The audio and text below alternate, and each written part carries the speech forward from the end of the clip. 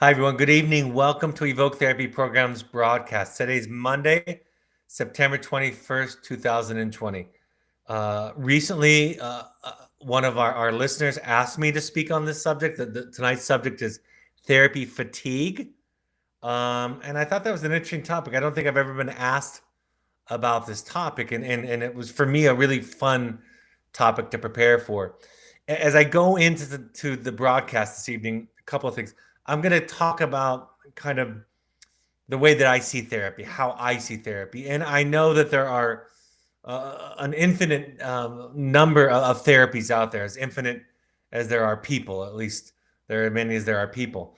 And I'm just going to talk about the way that I think about it, the way that I approach it, and similarly, the way that we teach and talk about it at Evoke at a very, very basic level.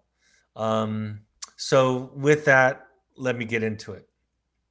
I'm going to share with you, go through first a series of quotes, and then I'll kind of talk about each one, about how I think about therapy and the way I approach it.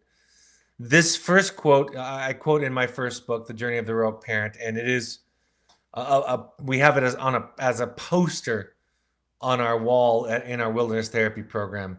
And I really love it as a starting point. I think there are a lot of parallels between being a therapist, being a therapist, a field guide like we have in our wilderness program, but also a parent. And this is what Dr. Stephen Mitchell says. He says, the emphasis is not on behaviors, but on but on rigorous thinking. Excuse me. The emphasis is not on behaviors, but on rigorous thinking. Not on constraints, but on self-reflective emotional involvement. Not on the application of general truths, but on imaginative participation. This suggests a very different sort of technique. The discipline is not in the procedures, but in the sensibility through which the analyst or therapist participates. There is no generic solution or technique.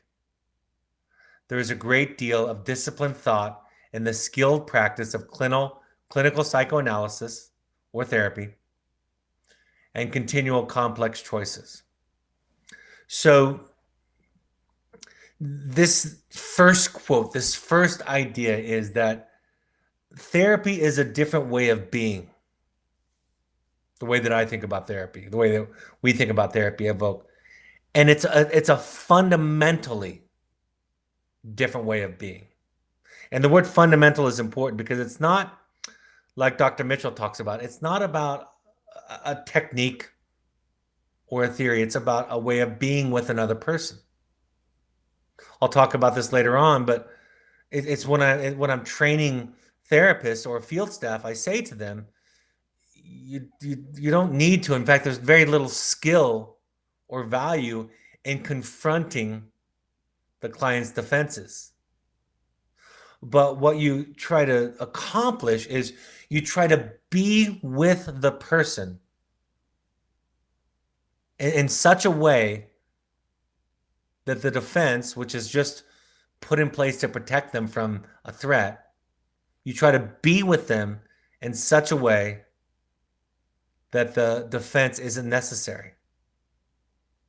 And they then re-experience themselves in a whole new light, in a whole new way. They consider themselves in a way they never have considered themselves before. Because prior to their experience with you, they've considered themselves a problem, a mistake. Prior to the experience with an adequate therapist, they've experienced people's upsetness, anger, frustration, disappointment, sadness, fear. They've experienced those emotions in their significant others in their lives, parents from the beginning, caregivers from the beginning, and then later on the family that they create, the partner that they choose.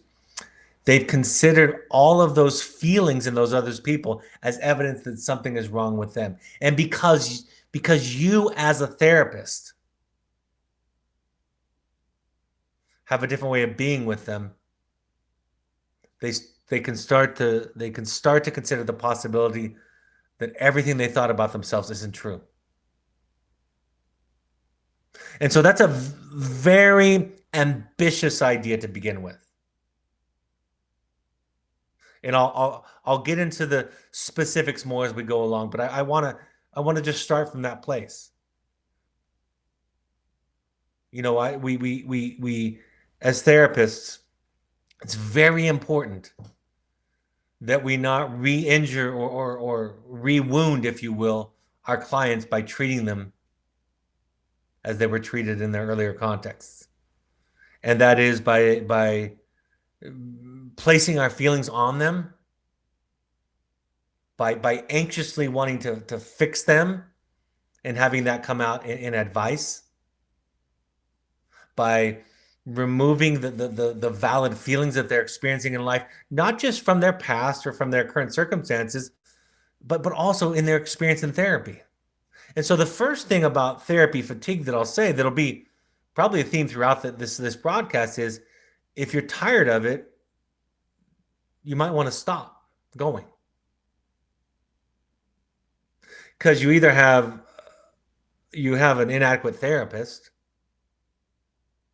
or you need a break. And there's an implication, I think, in the question about therapy fatigue that is, well, you should be going, right? In therapy, folks, in the way that we think about therapy, there's no moral imperative that you go. There's no should in it. You go because you want to go, because it makes you feel better. And I'll admit it took me a while. It took me a while to get there as a client, and then a little bit later to hopefully get there as a therapist to be able to provide that for other people. My therapist is Jamie Gill, or her author name is JD Gill, and so I'll be referencing her a few times tonight. She's written somewhere around 20 books, and you can go to her page on Amazon if you want to, and look her author page up and look at her books there. And here's one of her quotes. She said, part of the business of psychotherapy is this to discover and create alternative experiences for thoughts, feelings, attitudes, and beliefs. This is taken in the service of freeing people to be able to re-experience themselves in a safe but different context. The virtue of talking to an empathic and accepting person who has a different base, a different foundation, is that it quickly illuminates one's own. What was automatic and unconscious is noticed and discussed. The world then becomes a place of noticeable constructions. In other words, we start to realize when we have this different experience that the experience that we had growing up wasn't normal. We take for granted our experiences as children. We internalize our experiences as children as about us. And if we get lucky enough to spend time with, as Jamie Gill puts it, an empathic and accepting other, we start to realize that the construct that we came from, the context that we came from, wasn't normal. And the world shifts, and we realize that the relationships that we have now, I had a client tell me just this week, say to me, I'm beginning to realize, after years of work, I'm beginning to realize that most things I was taught about relationships were wrong. Most of the things I was taught about relationships, explicitly or implicitly, were wrong.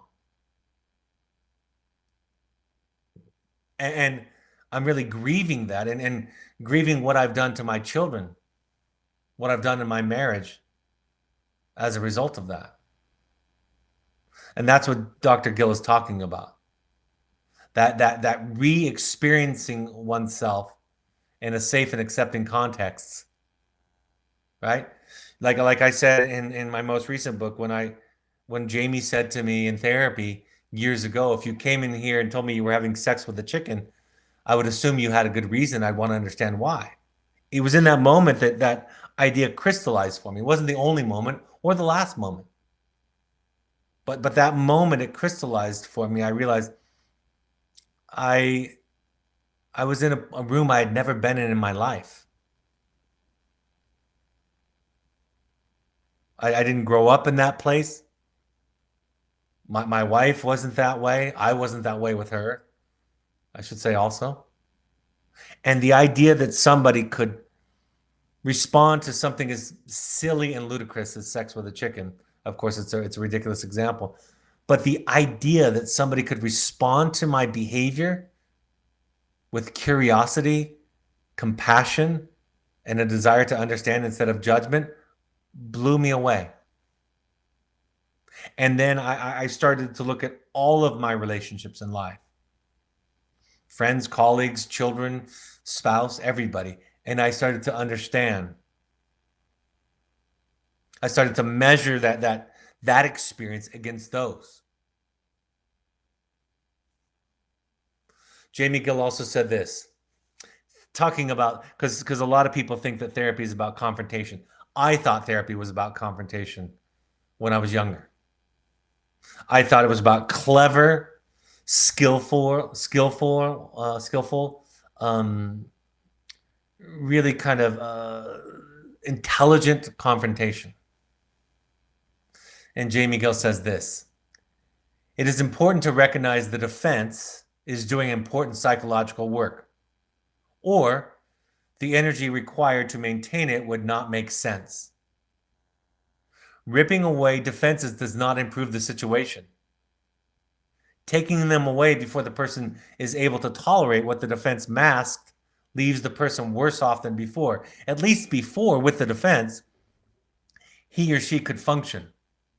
But now, he or she is incapable. Both cruel people and inadequate therapists are famous for a desire to destroy defenses without considering the consequences. Let me read that last sentence again.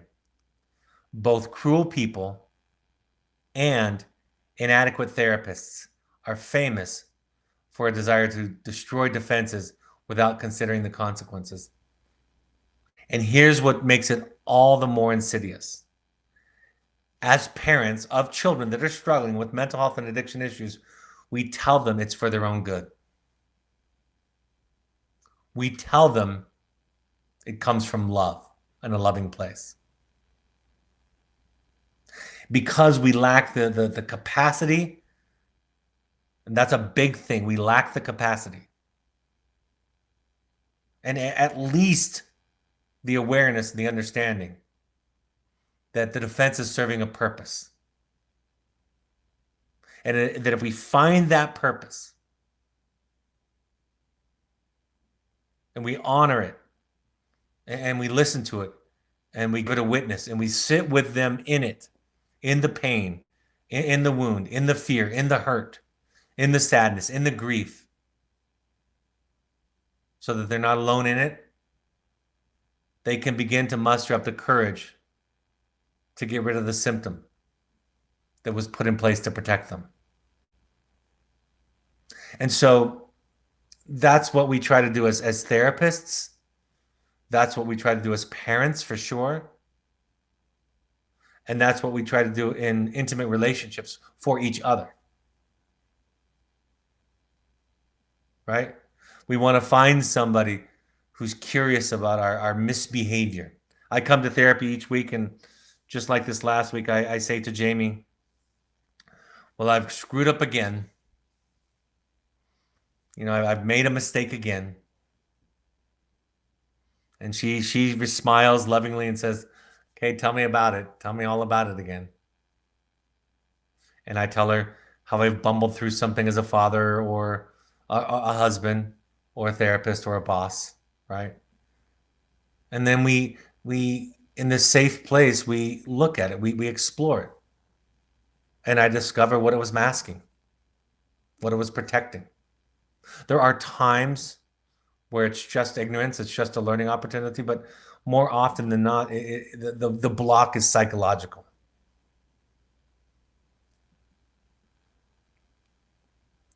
From my book, The Audacity to Be You. What does a well-trained therapist look like? A well-trained therapist is an expert at listening.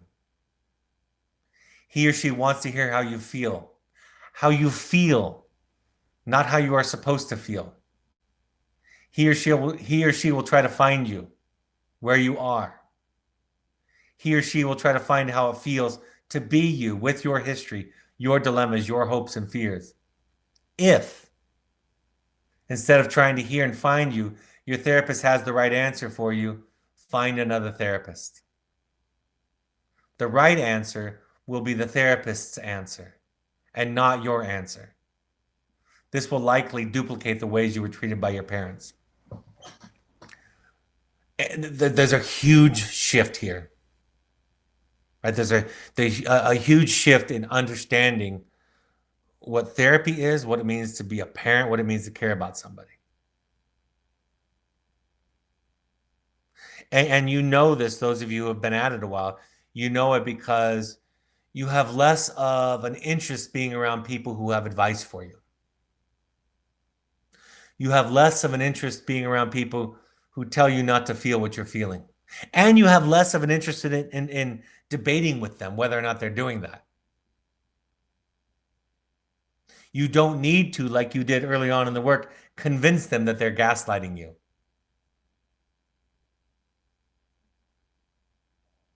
Because you've had some experience through this process that you've been through with your child, with the work that you're doing, whoever you are, wherever you are, you've had some experience with something other, something quite different.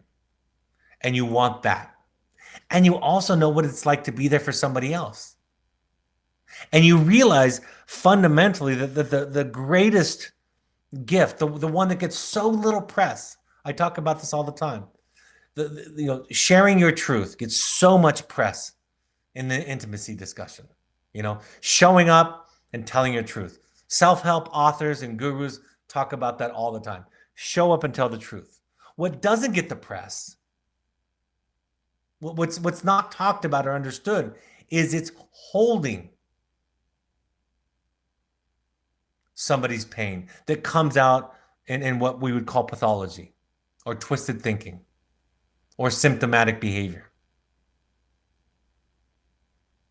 Holding somebody's stuff, that's the other side of the intimacy equation, and that takes as much, if not more, capacity than showing up and telling your truth. To be able to hold space for somebody. And that doesn't mean hold them in their best moments or their insightful moments or their most mature moments. It means holding space for them when they're struggling to find themselves, struggling to be honest with themselves. Alice Miller said this, speaking of confrontation, and deeper than confrontation, but more about how a therapist actually feels about a client, or how you feel about your child, or how you feel about your spouse or your friend. Alice Miller said, she says, the therapist may cloak his disapproval and derision behind abstract terms like borderline, obsessive, regression, destructive. But unless he explores the 3-year-old boy inside of himself, he will not see the parallel between these terms and garden variety contempt. So I teach therapists this, I teach parents this. When you get angry, scared, disappointed, frustrated, impatient with your client or with your child, you have lost contact with them. Because if you saw them, you would have compassion. I hear partners and parents constantly repeat the question, I don't get them. I don't get why they do this. And what I say in part is it's your job to get them, right? It's your job as a partner. It's your job to kind of know your partner's dilemma. You don't have to throw it in their face or confront them with it, but to get it. It's their job to get yours. It's most definitely your job to get your child's dilemma, especially those parts of the dilemma that you contributed to, especially those parts, and to understand them. Because in some context, every behavior makes perfect sense. So I'm building an idea about what therapy is, about a way of thinking about thinking about the other. Identifying somebody's defense, I say in The Audacity to Be You, identifying somebody's defense takes very little talent or knowledge. Learning how to be with somebody so they don't require the defense because they don't feel threatened is what makes therapy unique. I'm going to read that again. Identifying somebody's defense takes very little talent or knowledge. Learning how to be with somebody so they don't require the defense because they don't feel threatened is what makes therapy unique. And the implication goes that way for parents also, or partners. If somebody has a defense, they're feeling threatened. And they're building the defense as to ward off that threat. And it's so much more important to find out what the threat is and what they're trying to protect. That's what's going to heal them. Jamie says, the therapist or guide we choose must not duplicate the wounds of the past. Thus, if the therapist or guide knows what is right for us and manipulates us to achieve these treatment goals, it's abuse, plain and simple. It's hard to see how good abuse ever cures bad abuse. That's from a series of papers she published called the Mexico Papers. And we perform good abuse all the time as parents and therapists. And remember, this is an experience. We can be told that we are okay, but we must experience actually being okay by having someone reflect that back to us again and again.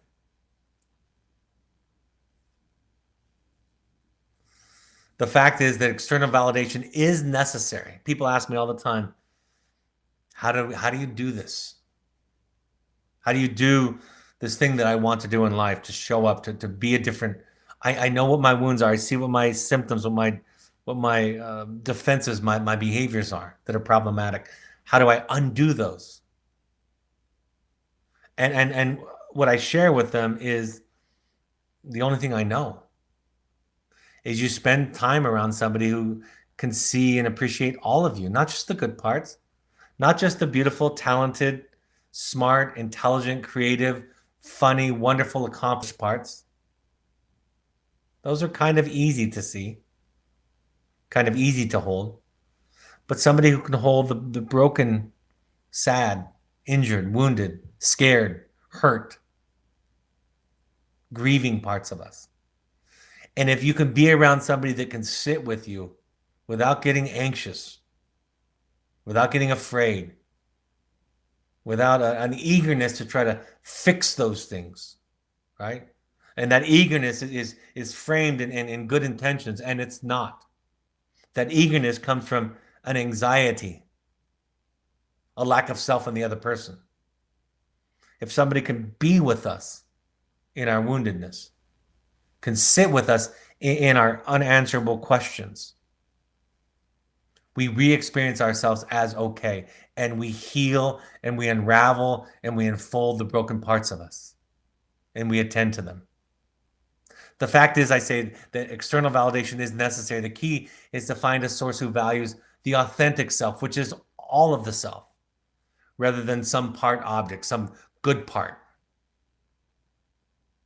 I love this quote from Winnicott that I came across lately. My daughter, who's studying for her PhD, shared it with me. Winnicott says this: "It is only in recent years that I've become able to wait and wait for the natural evolution of the transference arising out of the patient's growing trust in the psychoanalytic technique and setting, and to avoid breaking up this natural process by making interpretations. It's taken years, Winnicott says, to wait and to not interrupt it and break it up. It will be noticed that I am talking about making of interpretations, that is, saying them out loud. It'll be noticed that I'm talking about the making of interpretations and not about interpretations as such, right? That we're always thinking in our mind. We're conceiving of things. We're building hypotheses and breaking them down and rebuilding them back up. It appalls me to think how much deep change I prevented or delayed in patients in a certain classification category by my personal need to interpret. If only we can wait, the patient arrives at understanding creatively and with immense joy. And now I enjoy that more than I used to enjoy the sense of having been clever. I think I interpret, he says, mainly to let the patient know the limits of my understanding. The principle is that it is the patient and only the patient who has the answers. Because this process is about building a self, and there's no right self, right? Some people like blue and some people like green. There's no right color to like. And if there's a broken part or a dysfunctional part in there, it makes sense in a context. And that the original wound that's underneath that dysfunction or behavior needs to be attended to and healed and mended for the defense to lastingly go away. And so Winnicott is talking about this process. I asked somebody recently, what's the greatest skill for a master therapist is what they don't say, the interpretations that they don't offer. So that's laying the foundation for what I call adequate therapy, which means good enough therapy. It's a new context. It's problems. It's not problem solving necessarily, although problems get solved, but it's a fundamental shift, which means the base of the person changed. The idea of what it means to be a person and in relationship changes. And that it's not so much about confrontation, but about understanding. And that it's not about advice, but really learning, developing a new sensibility, a new way of thinking, a new way of being. It's an experience.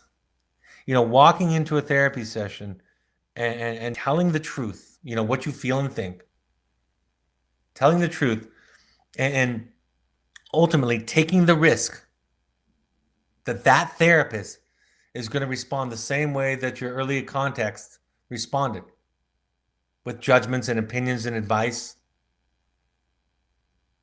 and corrections. And then you're told that it's love, right? It all gets wrapped up in good intentions and love. Taking that risk is huge. And the experience is, if you get lucky enough to find a therapist where you can tell the truth and they can respond the way that Jamie Gill teaches us to respond, the way that D.W. Winnicott teaches us to respond, you start to experience and think about yourself differently. And it takes time. It takes a lot of experience. Transference is a term in therapy that relates to the client's overall experience of the therapist, what they feel and think about the therapist. Countertransference is how the therapist thinks about the client. And I tell therapists, and same thing I teach parents, own your feelings. Don't trot your feelings out to the client or to the child and tell them they're just natural consequences for their behavior. Take responsibility for them. If you want another reference, read the 4 Agreements. where he talks about this idea of owning and taking responsibility for your feelings, that it's not about you. Your disappointment for your child, the therapist's disappointment for you, that has nothing to do with the child, it has nothing to do with the client. That's about your stuff. That's about your ideas of should and shouldn't. And more important than that, folks, more important than that, it doesn't lead to healing and growth and emotional maturation. And so at the end of the day, this is a practical matter. At the end of the day, this way that I'm talking works. And if advice and lessons and lectures and corrections and judgments worked, we wouldn't need therapy because our parents did all those things for us. And I know in our wilderness therapy program, I have all the evidence that I need to know that children have memorized their parents' lectures because they give them to the other students 3 weeks after they're in the program.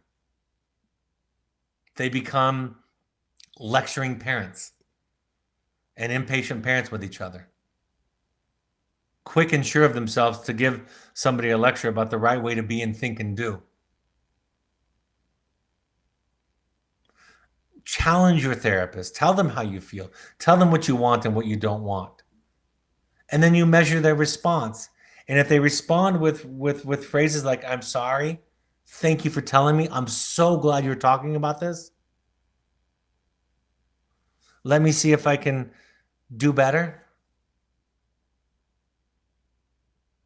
then you know you have an adequate therapist. If they turn it around and say, well, this is why you're misunderstanding, or this is your misinterpretation, or that's your sensitivity, that's just gaslighting. But like Alice Miller said, it's hidden behind words like regression and destructive and defensive. But those words do not adequately mask the derision and contempt that the therapist feels for you. So one of the ways that you know you have an adequate therapist is when you tell them not only about your own challenges and problems and struggles at home, but tell them how you feel about them. And if they're constantly trying to fix you, correct you, manipulate you to get you to think the way that they want you to think, then you know you have a therapist who doesn't know what therapy is and hasn't worked it out and hasn't spent sufficient amount of time on the couch themselves. And you know that they're working out like a lot of us do early in our therapeutic careers. We're working out our family of origin wounds on you. Challenge your therapist. It will give you an indication of whether or not they're adequate. There's a shift in this way of thinking between trying to fix somebody and trying to see somebody. Oh, and by the way, seeing somebody fixes them because that was the original problem in the first place. That, not being seen, is the narcissistic wound, which is essentially what we're treating. So if you come into my office depressed or anxious or neurotic, my assumption is that came from somewhere. You weren't born with that. You might have had predispositions toward one style or another, but you weren't born thinking that the world was an unsafe place. You learned it. So then I try to create 1 hour a week of this little safe place, right? Now, if you're wondering if you want to just make this translation back to being a parent or a spouse, remember this, and I won't talk about this at great length because it's not what tonight's topic is, but please, please, please hear me very, very clearly that none of what I'm saying tonight is exclusive of boundaries. As a therapist, spouse, or parent, you get to have boundaries. You get to have limits. The difference is that you own them as about you and your needs. So if somebody takes something too far, you are not required to hold everybody's trauma and everybody's pain all the time. Right? That's not your job. Your job is to take care of yourself first and foremost so that you can love other people, specifically the people that you care most about. And one little side note, I've been thinking about this so much lately. One of the reasons why our culture is so difficult right now in our country and across the world is that social media has given people a medium to express their trauma. If I flip through my social media feed, any one of them right now with you, I would be able to show you instance after instance, example after example of people's pain, trauma, anger, hurt, frustration, fear, so forth and so on. And it's okay. That's what they have. And in social media, for a lot of people, has become a medium, a place to express it. They don't go to therapy necessarily, or they don't know what therapy is, or they don't know that's the place to go, or go to a support group, so they express it on the internet. And so when you're reading social media, you're consuming trauma, and a lot of it. You're taking in people's pain and sadness and hurt and fear constantly. It's a little bit of a side note. The key to this growth thing is feeling better.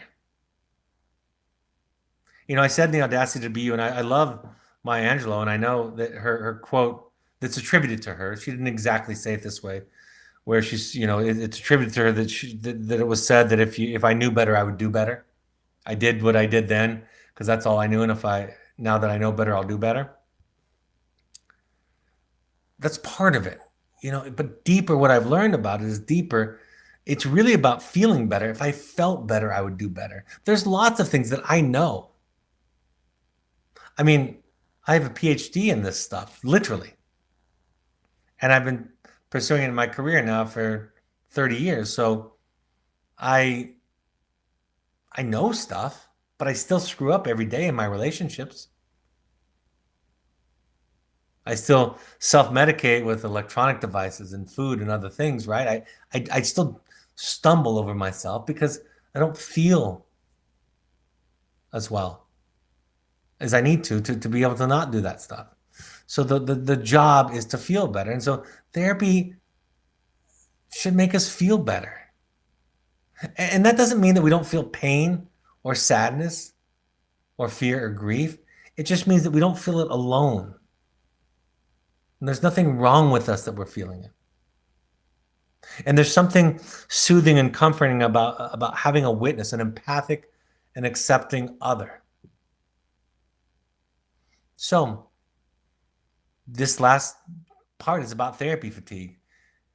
Stop going if you want to. It's okay. You are allowed to. Stop going.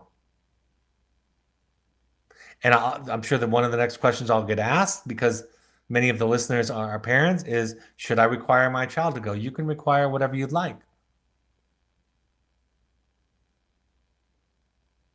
You can require, I tend to suggest that it's valuable to require kind of the behavior, meaning that you can't yell and curse at me when you walk in my office or my bedroom. And therapy might help you with that. But I think it's more valuable to have boundaries around the end instead of the means to the end. You don't know. Maybe they need to meditate. Maybe they need to go to an Al-Anon group. Maybe they need a mentor that hangs out with them all day. I don't know. Any one of those vehicles could be a vehicle for them feeling better and kind of sorting out where the anger is coming from and expressing it in a more pro-social way. I don't know. But the longer I go, the less I'm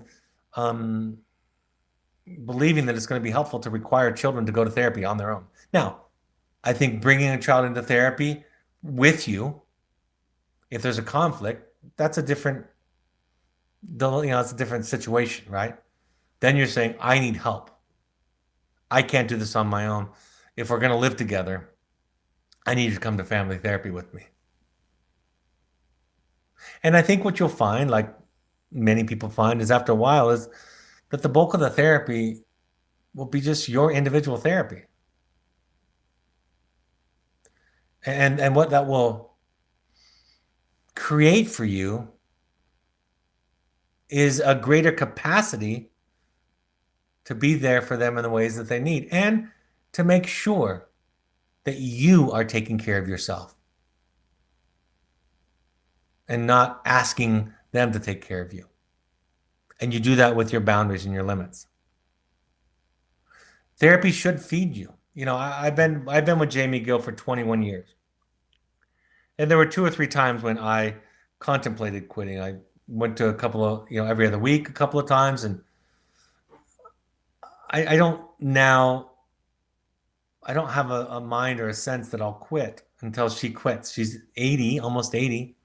So eventually she's going to retire or die before I will, hopefully, if all goes well.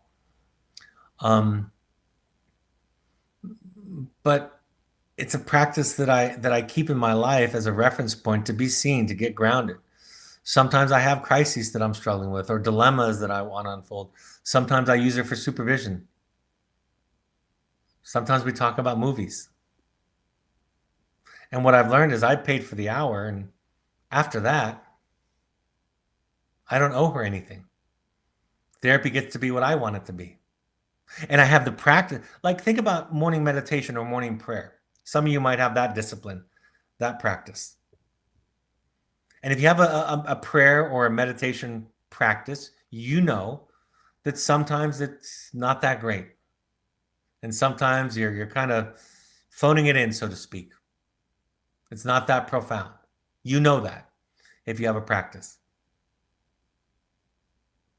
But you have the practice because you don't know what days you're going to need it. You don't know the days that it's going to make the biggest difference in the world. You don't know the days that it's going to offer you that needed peace and comfort that you're going to need that day. So you do it as a practice. Ideally, therapy should feel good. It should feel like an unburdening, a place where you go and feel comforted, where you feel understood and not alone. I had this thought about therapy once. I think sometimes therapy, a big movement in therapy occurs when you contemplate quitting therapy because you don't have anything interesting to say anymore. You don't have a problem to solve anymore. And worse than that, I wrote a blog for Psychology Today about therapists graduating their clients and talked about how graduating a client is not a therapist's job. I mean, it isn't a program like Evoke's Wilderness Therapy Program, but it's not an outpatient therapist's job to graduate you, and how that graduating you can feel very rejecting and shaming to you. Because I don't decide when you stop coming. You do. Now, if it gets too much, or I need some self-care, some boundaries, or there's something about my work with you that feels overwhelming or abusive to me, I have the right to terminate and refer you to somebody else. But I won't graduate you. And because I don't know how to be with a client that doesn't have a problem to fix. You won't get that from me, or hopefully from any of our therapists at Evoke. You get to come. The deal in therapy is you pay for the hour, end of deal. And then you get to set the agenda and the goal. And if their anxiety or their limitation is they can only deal with somebody who has a specific complaint or problem, that's about their limitation. And if that discomfort in them leads to suggest to you that you stop coming to therapy, again, that's a therapist working out their wounding on you. They don't know how to be with a client who's having a good week and a good time. For the most part, most of my therapy over the last 21 years, especially the last 10, I'm not in crisis. I'm not going for problem solving. I'm not going because I'm struggling. I'm going to enliven my life, to to remind myself, to be found, to be seen, to be understood. And then, like I said, I've learned this recently. I take that 1 hour a week with Jamie Gill and I measure all of the relationships and interactions against it. Now I know what it sounds like for somebody to be there for me. Now I know what it sounds like for me to be there for somebody else. I know what love looks and sounds like.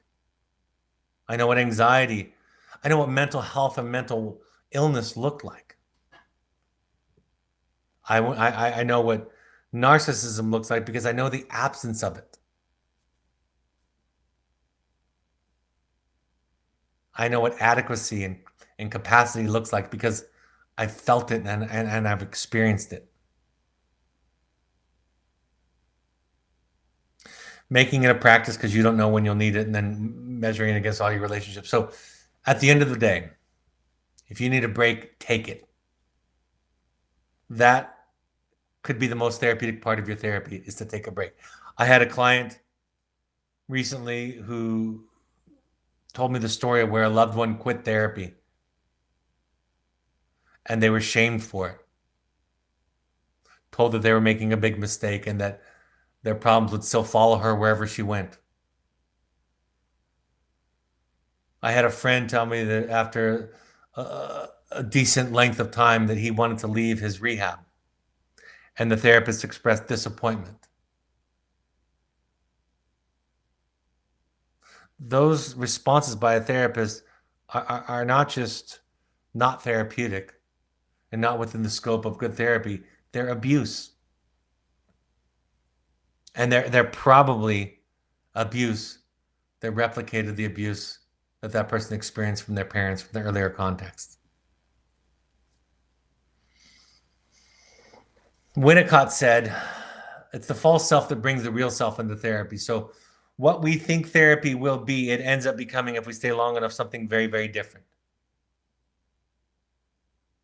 It becomes an incredibly subtle and nuanced process that's hard to describe. And if you did try to describe it to somebody, and some of you might have, they won't quite get it. So we just say things like, it might help.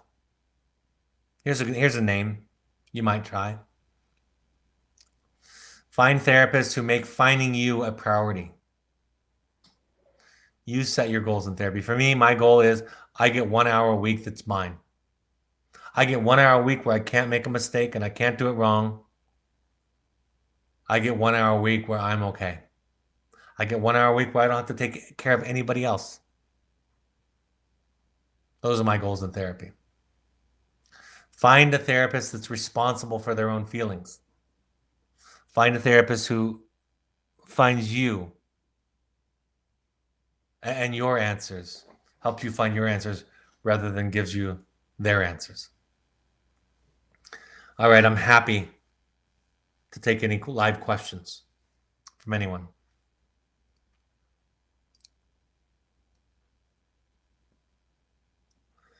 Someone says, I have trouble finding a balance between being present and listening and holding boundaries and expectations for behaviors. Yep, that's the challenge. I had a therapist ask me, they were asking about their personal relationship. They said, how do you know if you're giving too much? Because relationships take compromise, especially partnerships, right? And she was asking me, how do you know if you're giving too much to your partner, if you're surrendering too much of who you are, or if you're being too self-centered and selfish? And my answer to her question was, that's right. That's the right question. And you'll spend the whole rest of your life answering that question every day. You know, the way that I've been taught it by some of the Buddhist readings that I've read is that you retreat to your discipline. If you can't love the other person, you retreat to your practice, to your discipline. Maybe it's church for you, or meditation, or therapy, or watching sports on TV, or staring at the wall, going to a Broadway show. You take care of yourself so that you can come back. And so the answer is, there's no right way to be. You do as much as you can, but the recipe is You learn to take care of yourself so that you can be there for the people that you care about and love. Otherwise, those interactions will serve to feed you, and unconsciously, the other person will have the experience of an invasiveness. They'll have the experience of being suffocated and consumed. Somebody says, how do you eliminate therapy fatigue versus treatment, wilderness RTC therapeutic boarding school fatigue? Is it the same? How do you address a teen who claims fatigue in residential treatment? You know, with adolescents, with clients that are under 18, part of this process is you can't keep them safe and well at home, right? So they come to Evoke Wilderness Therapy Program, and oftentimes they'll go to a therapeutic school or program afterwards. You get to decide that. That's your decision. And so part of it is you're taking care of you. It's your responsibility as a parent. I have 4 children at different ages, and I make decisions while they're under my roof about whether or not they can go out and play in the street, right? Stay out till 2 a.m., whatever it is. I make those decisions. It's the same kind of boundaries like that. But with therapy fatigue, as it relates to the student, I think there's something we need to do a better job about listening to. I try to teach the therapists at Evoke to this sensibility that I'm teaching you, so that they realize that, I said to them on a supervision call last year at the end of an hour-long supervision call, I said, it's important that you understand, I said to them, all of them, that you're a nightmare. I said to the therapist at Evoke, you're a nightmare. And you're a wonder at the same time. You're both. All of us. You're a nightmare and a wonder. I'm a nightmare and a wonder. And I said to them, the sooner you realize that you're a nightmare, the better off it's going to be for your children and your clients, so they don't have to take care of you. The sooner you accept your fallibility, your humanity, your limitations, your idiocies, along with your strengths and your gifts and your creativity and your compassion, along with all of that, the sooner you accept that, the less you're going to need the client to take care of you, or the child to take care of you. And so some of the therapy fatigue that's being expressed is that these clients are being asked to kind of twist into pretzels to fit, that there's a behavioral focus, that there's not an attention toward this compassion and understanding that I'm describing. I have to, when I work as a wilderness therapist, I have to hold boundaries with teens and young adults. It's part of my job, part of my responsibility, and I do, and I don't shirk from that. And what I try to do at the same time is I try to be with them too, also, and say, I know this stinks. I know this is miserable. And I know you're okay. And yes, you've made mistakes, and so have I. In fact, I've made more. Just based on sheer volume, I've made more mistakes than you. Probably, in some cases, even more serious mistakes than you. So you're not alone, and I'm with you. And I want to hear your story. And you don't have to say it perfectly, and you don't have to say it without justifying. You don't have to give me, when I have a student or a client that gives me this long preamble that front loads what they're about to share with me, I have a sense of the context that they grew up in, that they were going to be criticized if they didn't say it right. Because that's what we do. When someone gives us something we can't handle, we tell them that they're saying it wrong. So I'll say to the clients, don't worry about saying it wrong at first. Just lay it out there. Tell me how your mom and dad are crazy. Tell me how the world is unfair. I want to hear your story. I want to hear your crazy version of things. And I will find my way in, my truth into it. And then we'll work on maybe some skills and some communication techniques. Someone asked this question: what about the day-to-day therapy we've been going through with our kids away? Sometimes I feel like all the books, podcasts, etc. are overwhelming to me. I need a break. Take a break. Take a break. Absolutely take a break. As long as you need. My son says he hates therapy and it doesn't help. He doesn't want to be controlled. He's clearly struggling, but how do you find help when he's not willing to engage? Again, as parents of children or children that we're supporting, that means they might be young adults, you get to have your boundaries. It's the same as having a boundary in a house, right? We have boundaries in our house around picking up after yourself and consequences. And the same is true with mentally healthy behaviors. We have boundaries around that. And therapy is one way to work on that. There's more than one way. Like I said, there's support groups, Al-Anon, Codependence Anonymous, Refuge Recovery, NAMI. There's all kinds of resources out there. Mentors. A lot of young people benefit more from mentors than they do from therapists. People that are closer to them in age and do activities with them, and in the midst of those activities have kind of more casual conversations. That's often beneficial. So, there are many ways to get there. Your boundaries are around the way that you get treated. And if it gets bad, bring them to your therapy. Bring your spouse to your therapy. Say, I need help figuring this out. And so you can do that. Is there a time when you know your child can no longer move forward in their program due to treatment fatigue? Would a break ever be more helpful than staying away from home longer? Of course, yeah. It's, the ending of a therapeutic process in wilderness therapy or therapeutic programming after wilderness is a complex and nuanced conversation. There's no simple, perfect matrix. When somebody tells me in a program, I'm tired of therapy, every time somebody says that doesn't mean the same thing. That's what I want to say. Every time someone tells me they're tired of therapy, it does not mean the same thing. It means a dozen different things. They're tired of rules. They're tired of the emphasis on making everything conscious. They're tired of that accountability process. It could be that they're tired of being pathologized. They're tired of being the identified patient. They're tired of the sense of control that they experience. It means a dozen different things, at least. So I wouldn't assume that therapy fatigue means the same thing every time a child expresses it in treatment. What I want to know as a therapist is, what does it mean to this child?